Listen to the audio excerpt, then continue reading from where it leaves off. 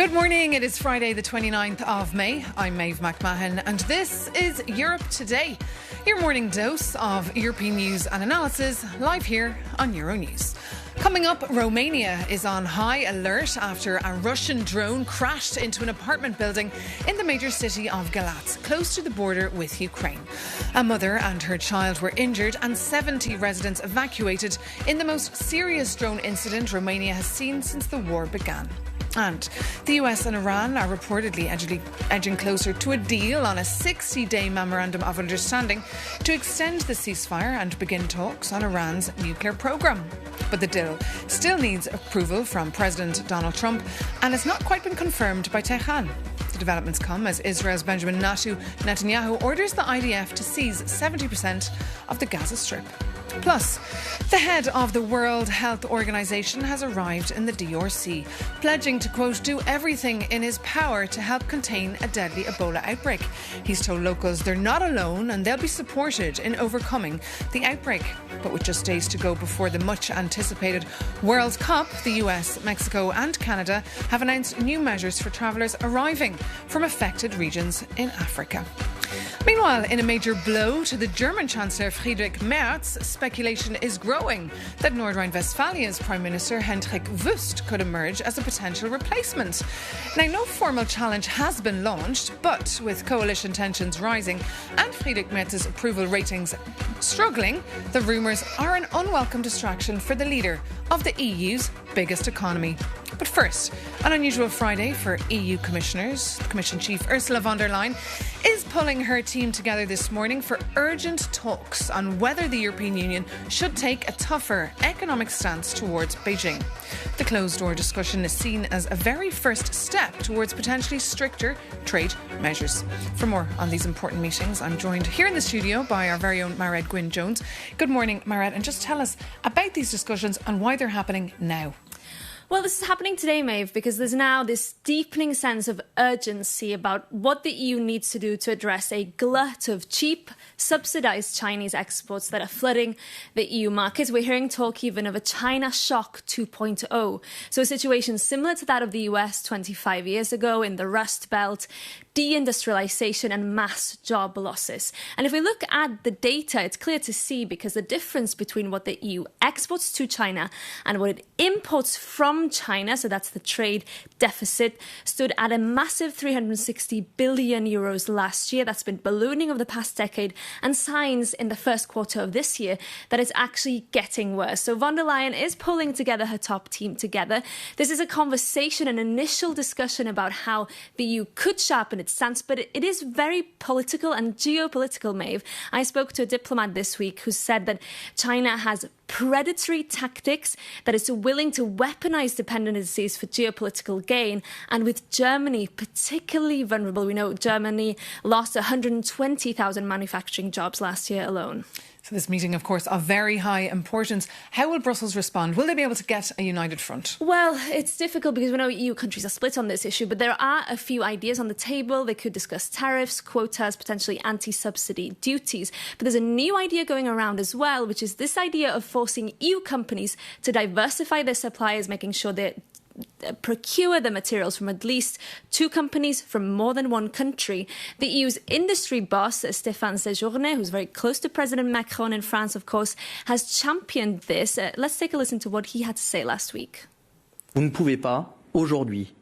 cannot reasonably expect today to source 100% of your raw materials for a given product from a single country, including for the sake of your own business, economic security. de votre entreprise. Now, it's important to note, as I said, EU countries are split. France is pushing for a harsher stance. Germany is much more cautious, wants to avoid a full-blown trade war with Beijing. And finally, Maeve, Beijing is also taking notice of this, saying yesterday that EU is being selective in its interpretation of data, threatening retaliation. So in this discussion, which starts at 9 a.m. this morning, the commissioners, I think, will have to tread a very fine line and expect this conversation to continue when EU leaders gather here in mid-June. OK, Mairead Gwynne, thank you so much for that update there. And for more coming up, we'll be joined by Michał Baranowski. That's the Polish Under-Secretary of State for Trade. Michał Baranowski is also a political scientist and the author of the numerous publications on transatlantic relations, European policies and European security defence. He'll also be reacting to an incident that took place this morning in Romania, which the country is, of course, on high alert. A drone incident that saw a residential building struck and has put many neighbouring countries, of course, in a very difficult position. So, Minister, we're thrilled to have you with us in the studio. Thank you so much. And, of course, I want to talk to you about trade, but first I need a reaction to this incident that we've seen this morning in Romania. Residential buildings being impacted here. Many people evacuated, the whole country now on high alert. It's extremely serious. It's really hard to overstate how much of an escalation this is. This is another drone attack. Let's remember that now people have been injured in Romania. In September, about 20 drones have crossed into Polish space. These are not mistakes. These are provocations. And only a few weeks ago, Russia redirected with their electronic means a Ukrainian drone that hit a fuel depot. So we are now no longer in peace. Let's see how EU reacts. Let's see how NATO reacts. And how will they react? What's needed? Okay. It's very clear, actually. We have very clear situation who is the aggressor here. It's, of course, up to Romanian government to decide whether or not activate Article 4 of NATO that allows for us to have a consultation. EU has already spoken through the lips of President von der Leyen. There is a full solidarity with Romania, and no one has any questions who is at fault here, and that steps need to be taken to push back against those drone invasions, drones attacks coming from Russia. Unacceptable. And meanwhile, of course, as you heard there from Mairead Gwynne-Jones, our correspondent, there's crucial talks taking place today about China. And is it time, do you think, for the EU to get tough on Beijing? It is, and we are getting tougher. So I just concluded a meeting of the Competitiveness Council yesterday with my fellow economy and trade ministers. I heard in your interview that there are perhaps some splits. What I can confirm is that we are absolutely unified in terms of the impact that Chinese overproduction, the unfair trade practices have over Europe. So we are building a set of tools, including the Industrial Accelerator Act, including giving a boost to our industry to push back against those overproduction. Because will these tools have teeth? And do you blame China for wiping out our European industry? China is using non-market practices. We are not faced with a level playing field. We are seeing subsidies, we are seeing overcapacities, and we are seeing trade instruments on the part of China. So we are getting tougher. Frankly, I think we need to be clearer and move faster, and that's what I expect from today's meeting of the the Commission. And just briefly, a final question on EU-UK relations. And we know, of course, Donald Tusk was in London this week. Would you like to see the United Kingdom rejoin the EU one day? I personally would, absolutely. I think UK is getting closer. The British people have seen that they made a mistake, and since then they have been moving closer. The treaty that Poland just signed with the UK, it's more of on the defense side, is another step. I think UK is getting closer, as are many other partners like Canada and others. Europe is a good place to be. We just need to push back against the Russian and Chinese influences. Okay. Minister Banarowski, thank you so much for joining us here on Europe Today. And now we can move on to Portugal, where authorities have made a number of arrests in an alleged corruption case linked to the Portuguese Socialist Party.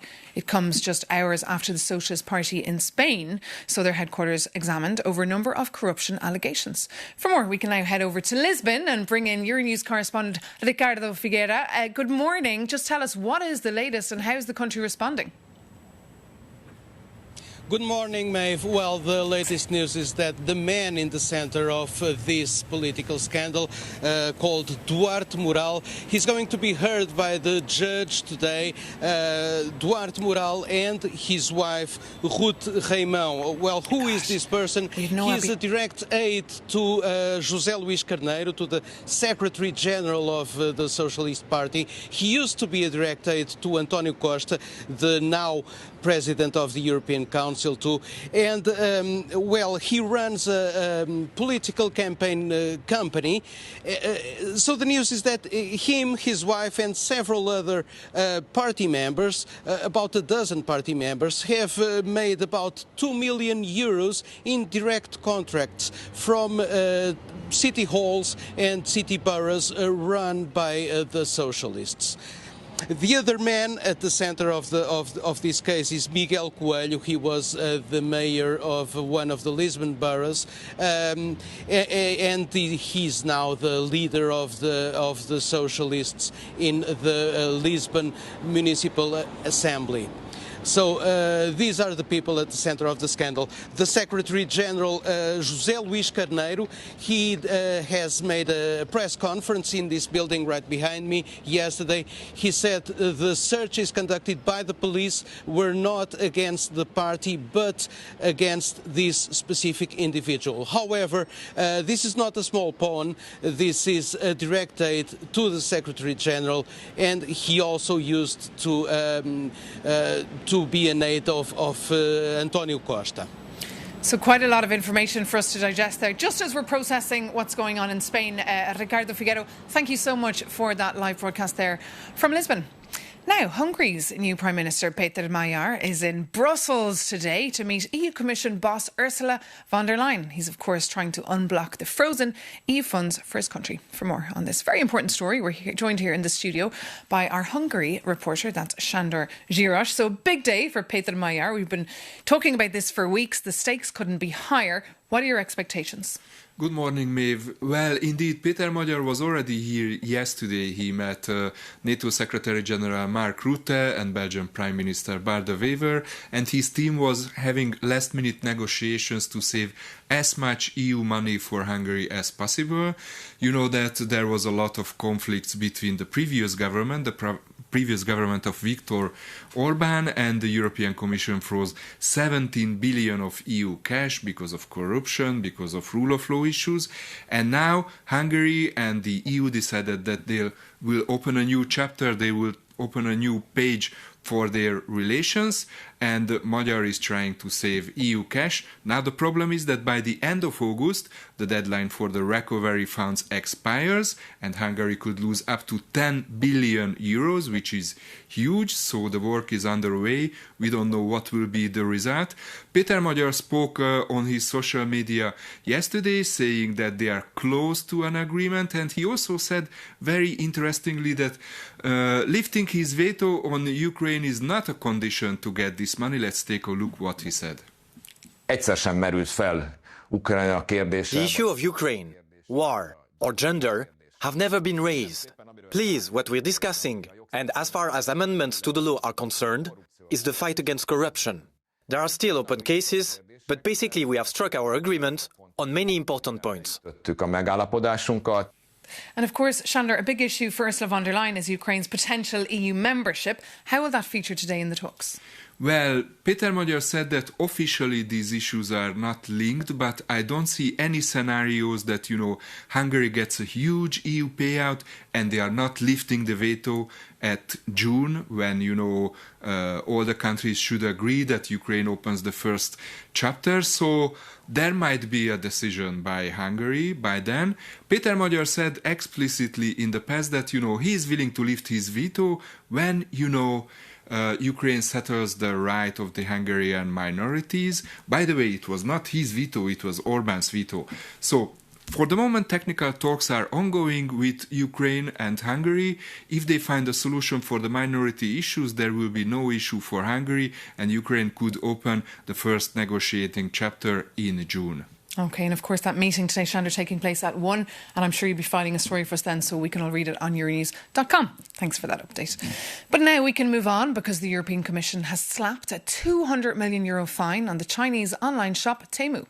Known for selling cheap clothes, gadgets and children's toys, Brussels says they failed to identify the high risks of illegal products being offered on the EU market. The German MEP, Anna Cavazzini, has been working on this on behalf of the European Parliament and joins us live for more.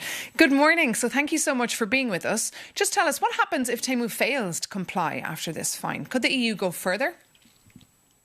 Yes, let me first say good morning, and I'm happy and welcoming that the European Commission is finally following through on the basis of the Digital Services Act, because we have a problem. We have a problem in the European Union with so many unsafe products, products that are not complying to our standards, which are also, of course, not only harming the consumers, but also creating a problem for companies that are complying. So that the Commission follows through is very, very important. And to your question, it is, of course, important that the company complies. So I think the ultimate goal is that they comply. But of course, if they're not showing a path forward, then the Commission can go further. And what are the risks to European consumers? Many that they don't even realise are out there.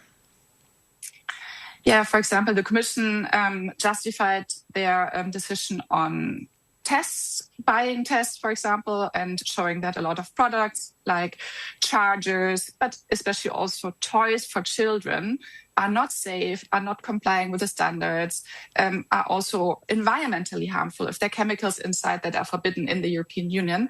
So I think if, consumers trust our high standards that we are proud of in the European Union, they should also trust when buying it online. And do you expect now that Temu will play ball and change how they do business? I led the first European Parliament delegation to China recently. We also met with Temu when we were there. And I got the impression that they're in general willing to comply. They showed a lot of eagerness to comply. And I think also, of course, they understand it's also benefiting them in China if they have higher standards. There's also a growing consumer market in China, of course.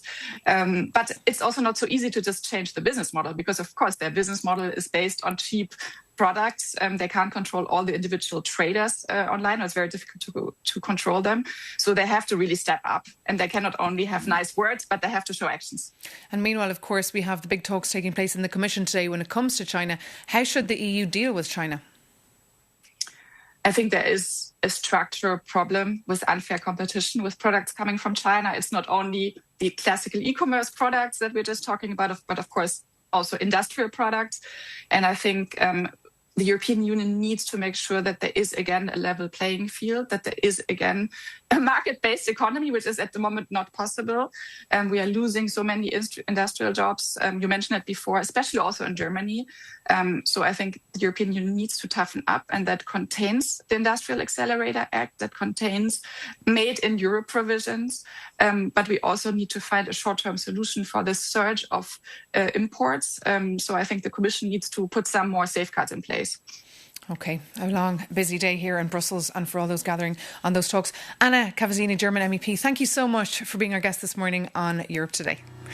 Thank you. And thank you so much for watching. As you can see, it is a busy news day. So for many more insights on any of the stories that we're covering for you, you can, of course, always visit Euronews.com or visit any of our social media sites. And if you have any points or comments or questions or queries for us here, you can always write to us, europetoday@Euronews.com. That is our mailing list. But for now, thank you so much again for tuning in to us here on Europe Today. Take care and stay with us here on Euronews for more news and programmes.